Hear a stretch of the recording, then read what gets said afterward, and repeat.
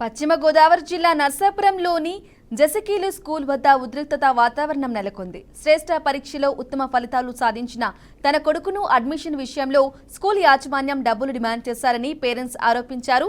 School యాజమాన్యం తీరును నిరసిస్తూ వారు ఆందోళనకు దిగారు. అయితే వరంగల్ జిల్లా నర్సంపేటకు చెందిన ఈశ్వరం స్వాతి కొడుకు తేజకు శ్రేష్ఠ పరీక్షలో ఆల్ ఇండియా స్థాయిలో 99.7 ర్యాంకు వచ్చింది. వెబ్ ఆప్షన్లో జేసికిలి పాఠశాలలో సీటు ఎంచుకున్నారు. అయితే పాఠశాలలో అడ్మిషన్ చేసుకునే క్రమంలో సిబ్బంది డబ్బులు డిమాండ్ చేయగా బాధితులు డబ్బులు ఇవ్వడానికి నిరాకరించారు.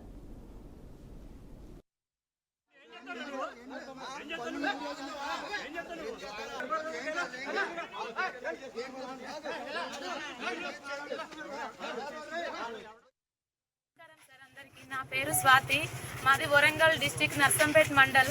నేను అక్కడి నుంచి ఆల్ ఇండియా శ్రేష్ఠలో నా కొడుకు ఎగ్జామ్ రాసిండు సార్. ఎగ్జామ్ రాస్తే నా కొడుకు నర్సరాపురంలో సీట్ వచ్చింది సార్.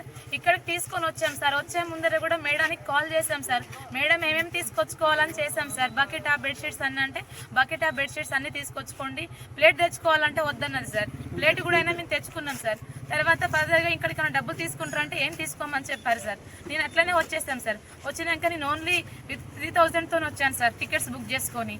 వచ్చేసిన తర్వాత 11కు ఇక్కడికి వచ్చేసాం సార్. మార్నింగ్ 11కు వచ్చేసిన తర్వాత 11 నుంచి అడ్మిషన్ మాకు ఇవ్వట్లేదు సార్. నేను డబ్బులు 15,000 రూపాయలు కడితేనే ఇస్తామని అన్నారు సార్. లేదు మేడం 6,500 ఇప్పుడు కడతాను మేడం, 3,500 ఆన్లైన్ ఇప్పుడు అడ్మిషన్ ఫీజు ఫోన్పే చేయిస్తాం మా అన్నయ్య వాళ్ళతోని. 3,000 రూపీస్ ఇప్పుడు నేను క్యాష్ ఇస్తాను మేడం, దండం పెడతాను మేడం, ఎట్టి పరిస్థితుల్లో నాకు సీట్ ఇవ్వండి. నేను ఇప్పుడు సింగిల్ పేరెంట్ మేడం, మా హస్బెండ్ యాక్సిడెంట్లో డెత్ అయింది నాకు బ్రెయిన్ బ్లడ్ క్లాట్ అయినది, చేతుల రాడ్లు ఉన్నాయి, నేను ఏం పని చేయలేకపోతున్నా మేడం. నేను చదువుకున్నా కానీ నా లైఫ్ ఇది మేడం. అంతా నాకు మన వాళ్ళు అందరూ ఎవరు సాయపడతారు తప్ప నేను ఇప్పుడు ఎవ్వరికి కూడా నేనేం చేసే అంత నాకు కృతజ్ఞతతో చేస్తాను మేడం.